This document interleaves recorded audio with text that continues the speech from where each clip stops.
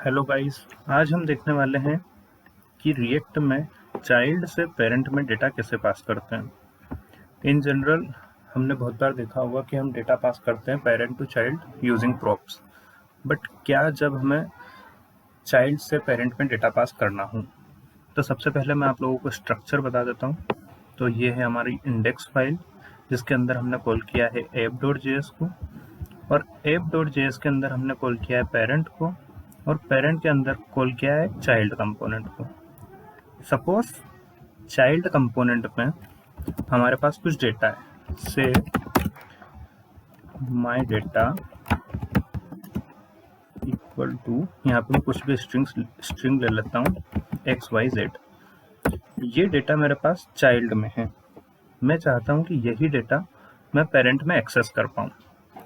तो उसको एक्सेस करने का क्या तरीका है? उसके लिए आपको सबसे पहले पेरेंट में जाना होता है। आप पेरेंट में देखेंगे कि यहाँ पे चाइल्ड कॉल हो रहा है। हम चाहते हैं कि वो डेटा हम यहाँ पे पेरेंट के सामने दिखा पाएँ। तो चलिए यहाँ पे सबसे पहले आप एक स्टेट बना लीजिए, कॉन्स्ट से डेटा, उसकी सेट मेथड सेट डेटा, और इसको इनिशियल वैल्यू दे दीजिए ब्लैंक स्ट्रिंग। ठीक है, अब इस डेटा को मैप कर दीजिए। ये हमने डेटा को किया मैप इस स्टेट को। अब यहाँ पे आप आउटपुट में देखेंगे आपको कुछ भी नहीं दिख रहा होगा। अब इसकी जो सेट मेथड है उसको एज अ प्रॉप आप चाइल्ड में पास कर दीजिए। चाइल्ड में आपने सेट मेथड को एज अ प्रॉप पास किया, और इसी चाइल्ड कंपोनेंट के अंदर आप उसको डिस्ट्रक्चर कर लीजिए। ये आपने सेट मेथड को उठाया, और आप क्या चाहते हैं कि एक बटन क्लिक पर आप उस डेटा को वहाँ पे मैप करवा पाएँ।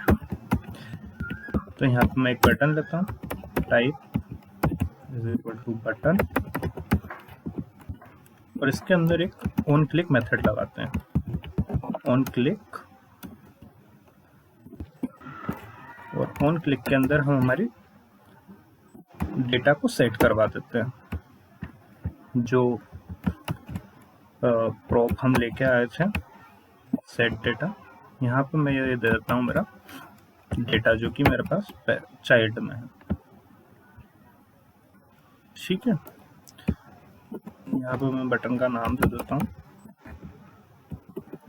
से डेटा नाम का एक बटन में बना लेता हूँ। जैसे ही मैं इस सेट डेटा पे क्लिक करूँगा, यहाँ पर पेरेंट में मतलब पेरेंट कंपोनेंट में यहाँ पे ये डेटा मुझे शो हो जाना चाहिए। चलिए देखते हैं क्लिक करके। जैसे ही मैंने क्लिक करा, यहाँ पे देखोगे कि आपके पास पेरेंट कंपोनेंट में ये H1 जो कि पेरेंट कंपोनेंट में है, वहाँ पे आप आपका अब डेटा देख सकते हैं।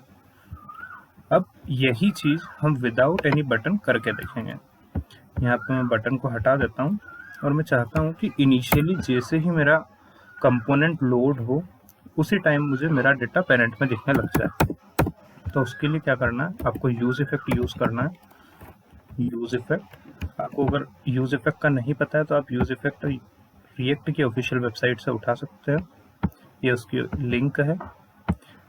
यहाँ से यूज इफेक्ट हम कॉपी करते हैं, यहाँ पे यूज इफेक्ट यूज किया, और जैसे ही यूज इफेक्ट में जैसे ही कंपोनेंट लोड होगा, यूज इफेक्ट के अंदर आपको डेटा सेट करवा देना है। आपकी सेट मेथड है, उसके अंदर आप डेटा पास कर दीजिए, और आप बस ऑन लोड पे चलाना चाहते हो तो यहाँ पे डिपेंडेंसी अरे में ब्लैंक अरे पास कर दीजिए। ठीक है, जैसे ही डेटा लोड हुआ, अब आप देख पा रहे हैं कि आपका डेटा पेरेंट कंपोनेंट में पहुंच गया है। एक बार और गो थ्रू करते हैं।